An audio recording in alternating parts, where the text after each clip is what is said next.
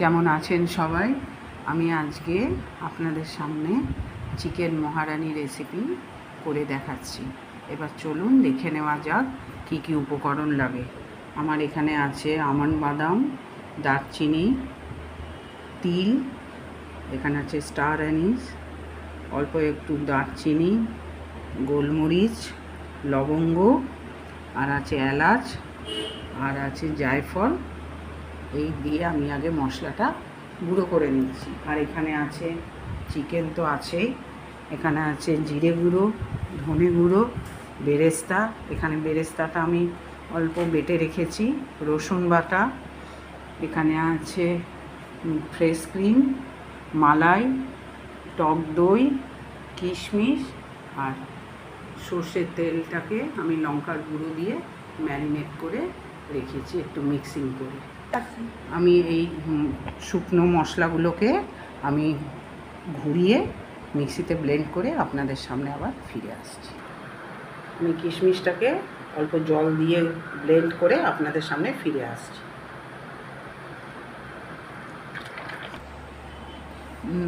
আমি এবার চিকেনের ম্যারিনেশনটা দেখাচ্ছি, আপনারা দেখুন।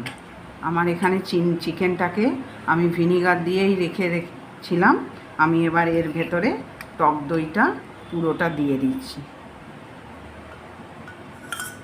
এটা আমার বাড়িতে পাতায় টক দই।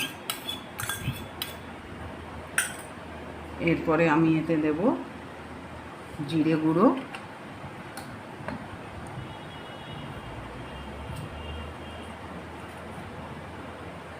আর দিচ্ছি ধনে গুঁড়ো 1 চামচ। এবার দেব নুন,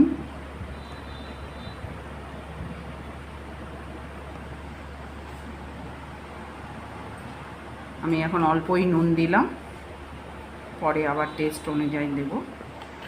এরপরে আমি দেব এতে সর্ষের তেল। এবার আমি এতে কাশ্মীরি লঙ্কার গুঁড়ো একটু দিয়ে দিচ্ছি,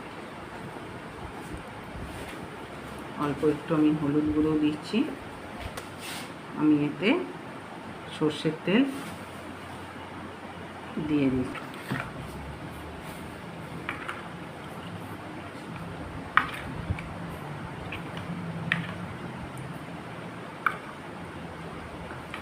এবার যে আমন্ড, দারচিনি, এলাচ, লবঙ্গ, গোটা গোলমরিচ, স্টার অ্যানিস, ছোটো এলাচ, তিল, এগুলো যেটা আমি গুঁড়িয়ে রেখেছিলাম শুকনো, এটা হাফ যাবে এতে, হাফ যাবে গ্রেভিতে।